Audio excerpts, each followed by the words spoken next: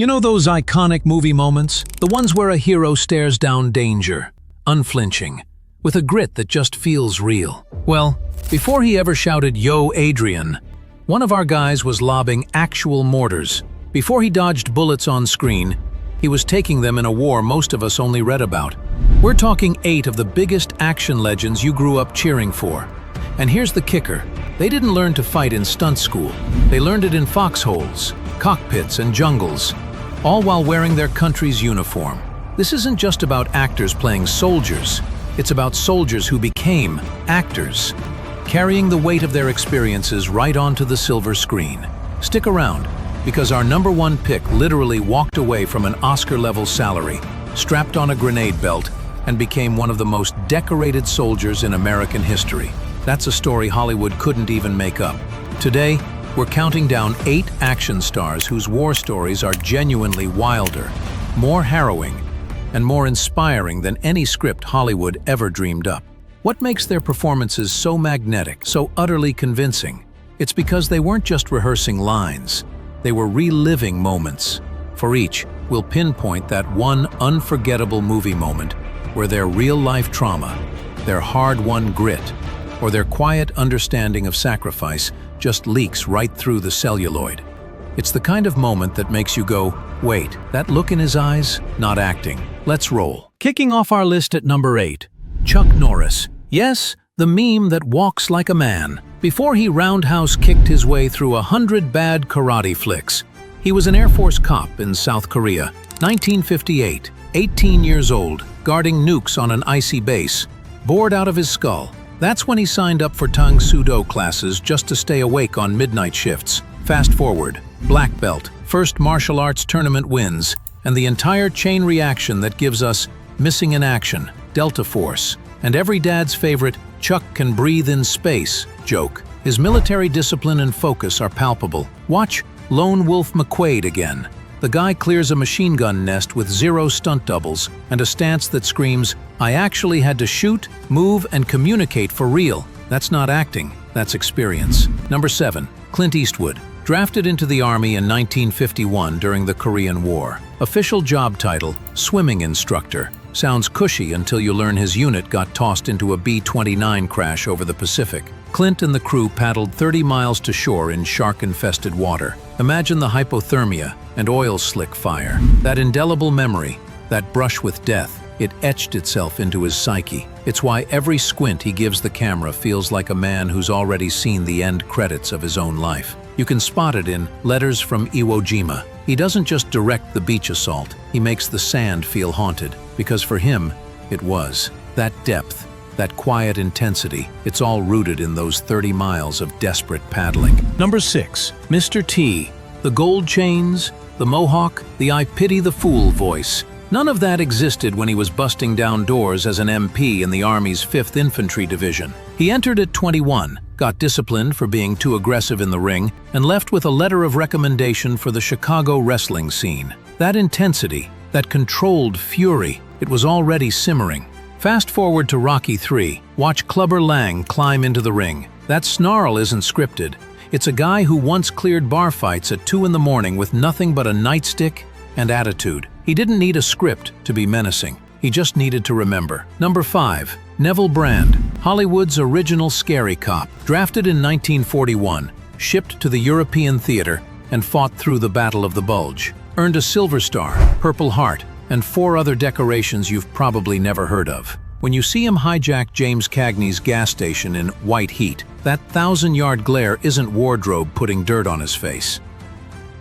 That's a man who spent a winter in a Belgian foxhole listening to German tanks idle in the fog. Directors learned fast. Point Neville at a camera, roll, and stay out of his eye line. He didn't need to act. He just was. He brought a visceral, almost terrifying realism to his characters. Number 4, Lee Marvin. Marine, World War II, Pacific. Took a bullet through the pelvis on Saipan. Sent home with a Purple Heart and a lifetime limp that he never mentions in interviews. That quiet stoicism, that inherent toughness, it permeated his performances. Watch The Dirty Dozen again. Notice how he lights a cigarette, thumb covering the tremble, fingers steady as steel. It's a powerful insight into a man who lived with the echoes of war. Marvin said once, "I don't play tough guys, I just remember. That line is carved on his headstone. If you want to see real fear disguised as courage, freeze frame on his eyes when he sends his men out on a suicide mission.